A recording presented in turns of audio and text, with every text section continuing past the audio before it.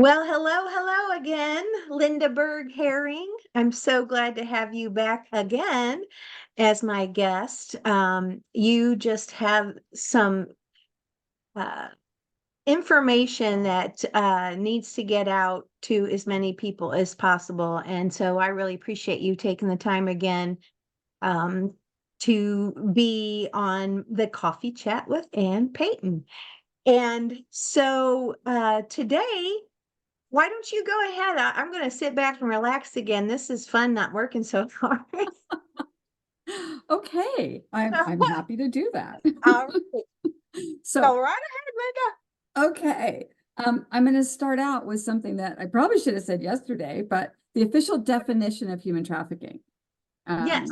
It is the unlawful act of transporting or coercing people in order to benefit from their work or service, typically in the form of forced labor or sexual exploitation. So, because there's masseuses in massage parlors, and there's people at nail salons, and people picking fruit out in the fields that are being trafficked as well. It's not just sex trafficking. Okay. Human trafficking is the fastest growing criminal industry in the world, second only to the drug trade. And it's growing. The average age a child is first trafficked is 11 to 12. So, and I focus much more on kids and the sex trafficking than anything else. Something super, super important for people to know about is online enticement. And what that is when someone's communicating with a child or, a young adult via the internet with the intent to exploit them. In most cases, there's sexual intent. So should every parent be worried about online enticement? Absolutely. That's a big yes. Yes. Yes, because predators have no boundaries. If your child has access to the internet, predators have access to your child. And the vast majority of trafficking, sextortion, and child exploitation begins online. The estimate is that 90% of that stuff begins online these days. Wow. Yeah. So I think a lot of that, it grew during the pandemic because, people thought, well, the kids are home, they're safe. Right. They're also online more. Right. The predators were home too. And bored. My gosh. So, and bored. So online activity ramped up. Yeah. So, Man. yeah, it's terrible. So we wanted to talk about a potential trafficking or exploitation victim profile. This is what these predators look for in typically kids. Okay. Substance abuse or use. The kids are desirous of being loved, accepted, admired, or included, which is basically every child ever. Right? That's that right there. It's like everybody. That's everybody. Yeah. They want to make money. So they're often lured away with promises of high-paying jobs. That's how they end up being sometimes trafficked overseas and either sexually exploited or labor trafficked. They're runaways, homeless, or in the foster care system. Unfortunately, a lot of trafficked kids come from the foster care system. Yeah. Sometimes they have mental health issues. Recent migration or relocation. So there's a lot of, immigrants coming in that there will probably be some that are trafficked. Wow. And then a history of childhood sexual abuse. A lot of them have a history of abuse as a child. It's not uncommon for kids, especially teenage girls, more so than boys, who disappear for a couple of days and then return on their own to be actively being trafficked or in the process of being groomed. So they'll just go about their day like normal, and they leave school, and then they go out and meet their trafficker, and they go do what they have to do, and then go home.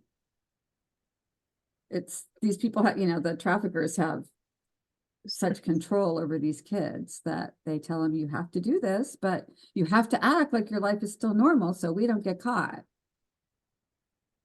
So they are threatening them with either harm or like we talked about yesterday, the taking pictures and sharing that with your friends and everybody. That kind of thing, or they'll threaten harm to a younger sibling, perhaps. A lot of times there's Oh, a younger brother or sister, and the trafficker will know about that and say, if you don't do what I want, I'm going to go get your little sister or your little brother, or I'm going to hurt your family. It's, yeah, they're ruthless. They don't care. They just want money.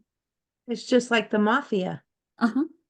A lot of trafficking is done by gangs and cartels from Mexico. So yeah, just like the mafia. And gangs will actually traffic their own people, their own, I was going to say ladies, but that doesn't seem appropriate. The own Mhm. female Right. members. The female gang members. Yes. Not that I'm, Ah, disrespecting every gang member on the planet. Got to be careful. But, right. they'll traffic their own members. And, from chapter to chapter of their gang, or from city to city where they are. And a lot of the gangs are involved with cartels. So it is just like the mafia doing their thing. It's all about money. I know that a lot of this is not publicized, but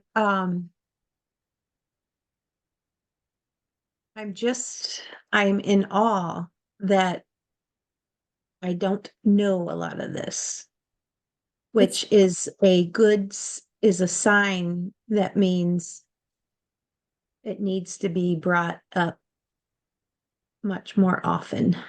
It really does, because it's not in the news. The stories that end up in the news are usually the ones where, it's a police officer got caught, or a teacher got caught, or a Mhm. minister got caught. And you don't hear about that much about the others, like, the Mhm. guy next door, or, Right.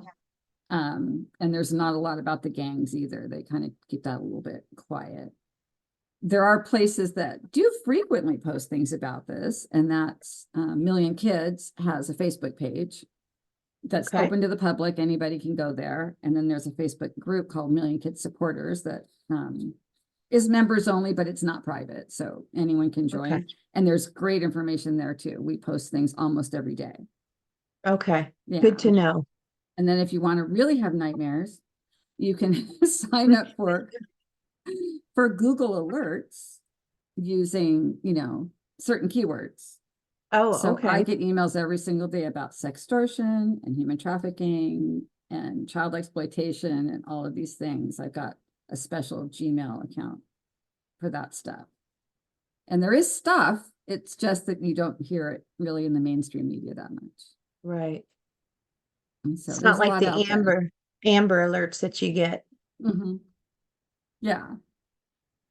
Okay. They don't always tell you about those either. Like they don't say how that started or how that ended on Amber Mm-hmm. Alerts. Yeah.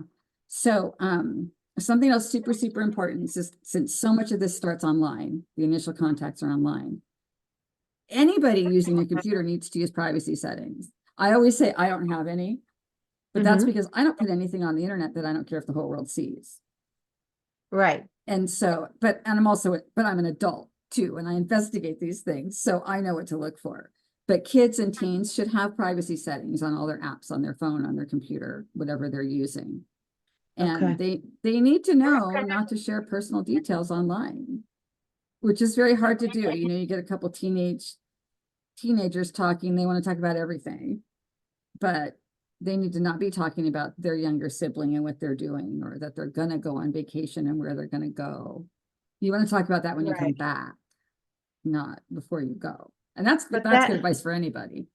that's hard to get across though with 11 or 12-year-old Well, at that age, child. they shouldn't be online. They're too Well, young to be online.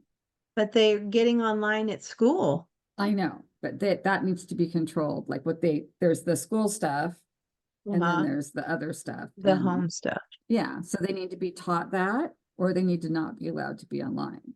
online. I mean, almost all the apps, you're required to be 13 or 14 years old to use them. There's That a few doesn't get gaming apps that can be younger, and not that that stops them, because enforced. right, people don't. And I kind of, it sounds like I'm dissing parents. I'm not. But parents need to parent, as opposed to wanting to be friends with their kid and giving Mhm. them whatever they want. So when, Right. little Johnny comes home and jumps up and down because all his little 8-year-old or 9-year-old buddies have smartphones and he wants one, you Right. don't give him one. No. Yeah. not at all. Yeah. I have a friend of mine who's got a 4-year-old and she gives him everything he wants. And I said, you know, the minute you tell me you gave him a phone, I'm going to come take the phone. I Oh, no said, it's going kidding. to happen. I will drive over to your house and take the phone.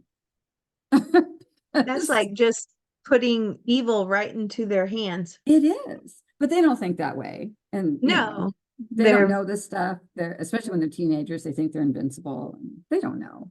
right. But, you know, there's all these monsters out there. And another thing super, super important is when they share photos online or videos, they Okay. need to be careful about what's in the background. Like my background here, very telling about me. Right. Okay, I don't care. There's nothing Right. back there that the whole world can't see. You know, the fact that I like to play pool wearing a ball gown and a crown's a little unique, but that's how you should dress. Yeah. When you play pool, that's how you should dress. It's Okay. appropriate.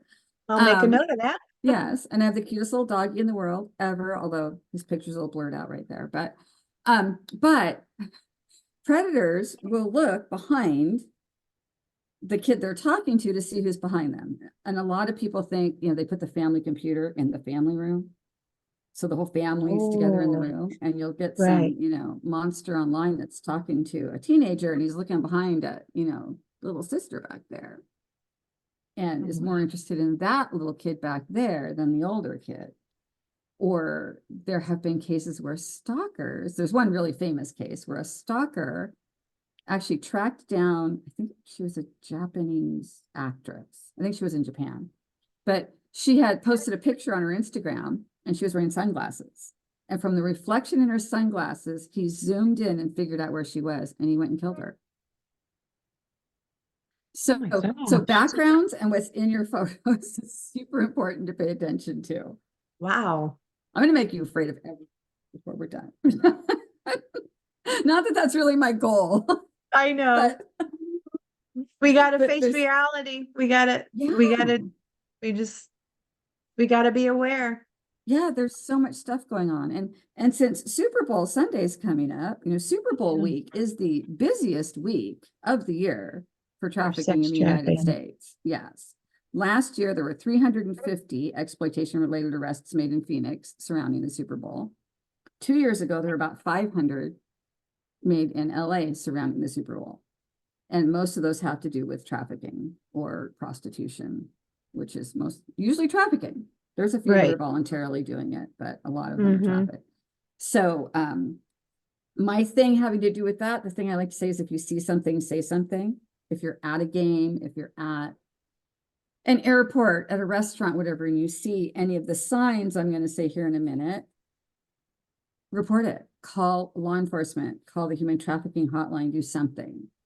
Right. Because I know everyone I know in law enforcement, and I work with a lot of law enforcement, they all say they'd rather get a call that ends up being nothing Right. than, you know, you see something and you don't call and then you hear later, oh my gosh, there was this girl that was killed at the airport and this is what she looked like. And that's the girl you saw.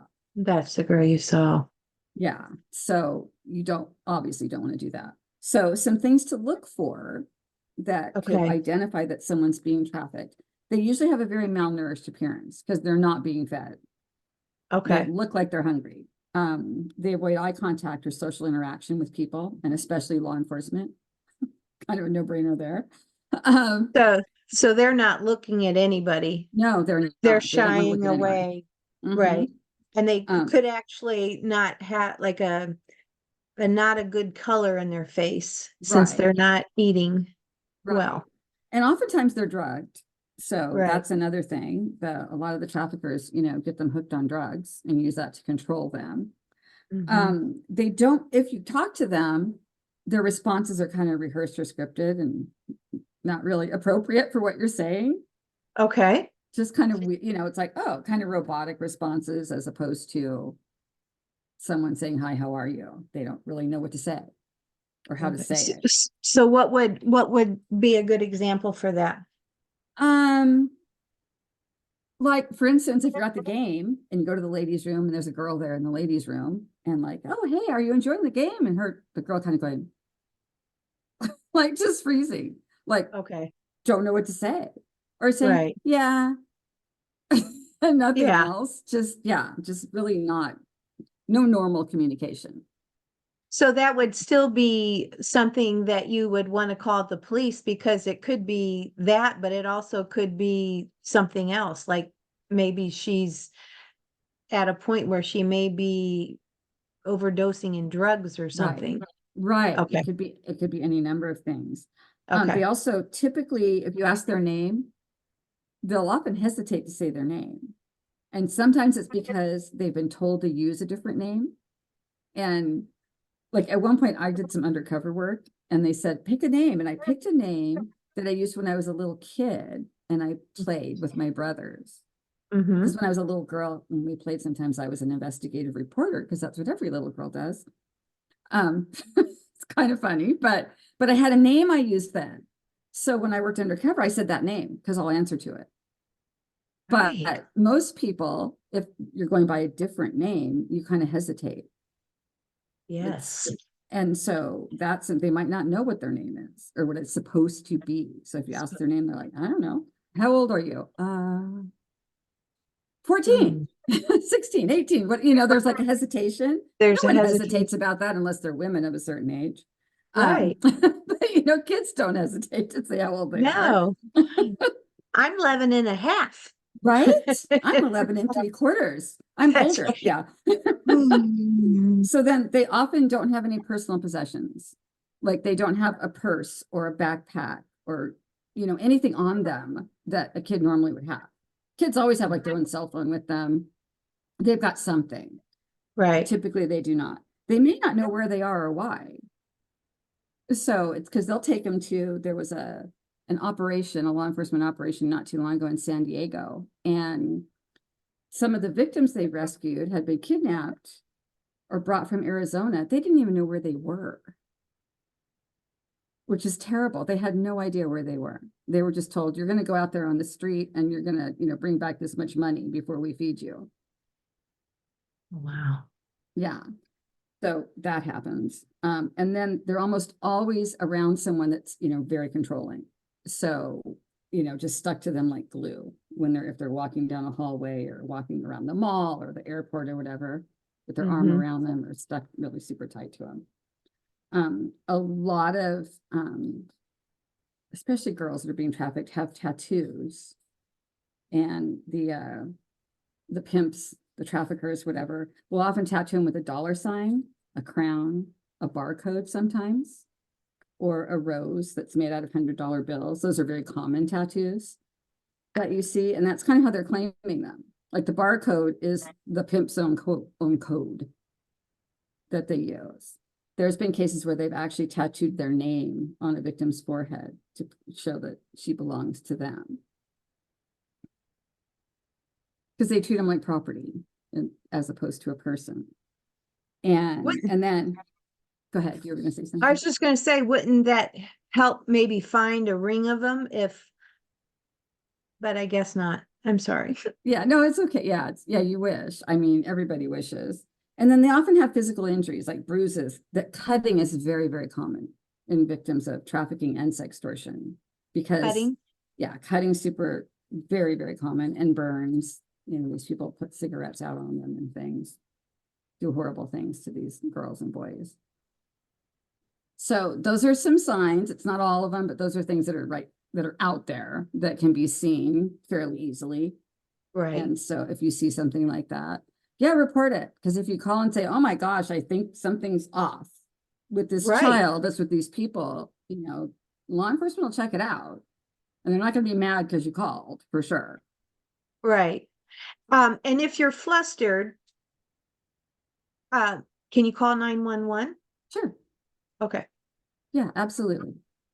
You can call anybody. I had someone call me from Disneyland, but she had seen me speak at a church a while ago, and she was at Disneyland with her daughter, and she saw this couple that had this girl with them, and she said it just didn't look right. Okay. Just something was, she said they were like holding on to her, like, a death grip on this girl, and she had a lot of makeup on, but she was really young. And so she thought, well, maybe there's like a dance, because sometimes, like there's little dance shows and stuff at Disneyland. So she thought, well, maybe there's something like that going on. And she kept an eye on the people, and she actually found someone in security and asked if there was something like that going on at the park. And they said no. And she said, okay, something's up with that kid. And Right. this isn't right. Well, the security didn't really know what to do. And so she called me, and she had taken some pictures and some video of them that she sent to me. And I told her to, either find at Disneyland, there's a couple of Anaheim police officers that are assigned to the park all the time. So I Okay. said, either find them or call 911 and Mm-hmm. say you're following this girl and it looks suspicious, like maybe she's being trafficked or has been kidnapped or something, that something's up. Okay. And she did. And she sent me like I said, the pictures and the video. So I was looking for missing kid posts and reports and things like that. And ended up the girl was in fact missing. Oh. So she got rescued that night. And so if that woman had not called me on a whim, who knows what would have happened. The man was a sex offender. The woman was like his girlfriend. But so who knows what would have happened. Oh, Yeah. that gives me hope. Yeah. Yeah. So that's, you got to call if you see something, do something. Oh my goodness. Yeah. That's So so great. I'm looking at what time it is. I know we don't want to go like too much longer, but there's a couple more things that are significant. Oh, please do, because I think we started late too. Yeah, we did, but Okay. I think it was like 10 after. So I think we've been like 22 minutes, 21 minutes. And I can Maybe. always like take off a little bit somewhere here or there. Okay. So when I talk to parents when their kids run away, when someone calls me and says my child is missing, or when I'm talking to kids about this stuff, the three most common phrases I hear are, my child would never do that. That's the parent saying that their child would never talk to a stranger online. And I say, BS. They will. Yes. I don't say it quite like that, but they will talk to a stranger online because they don't realize that it's dangerous, and they're thinking it's all online, so it's not real. They Right. don't really realize it's real. The kids' response is always, that'll never happen to me. And my response is the same. Yes, it can happen Yes. to you. And I tell them, I was an invincible teenager once myself. Mm-hmm. I know we all think we know everything at that age, but Right. this is a different world and it can happen to Exactly. them. And then the third thing is the parents say, I've warned my kids about the dangers of social media. And when I ask them, how'd you do that? And they say, I said, be careful. That doesn't cut it. It's got to be way more than be careful. They need to know what to look for and what to stay away from and all those things. So those are super, super important. And then my other little thing I had written down here was a bunch of apps to stay away from, but Okay. there's a ton of apps. Obviously, there's a bunch of them out there and it changes all the time. But the most common ones right now that are used by predators are TikTok, Discord, Snapchat, which kids love Snapchat, so do drug dealers because the messages disappear.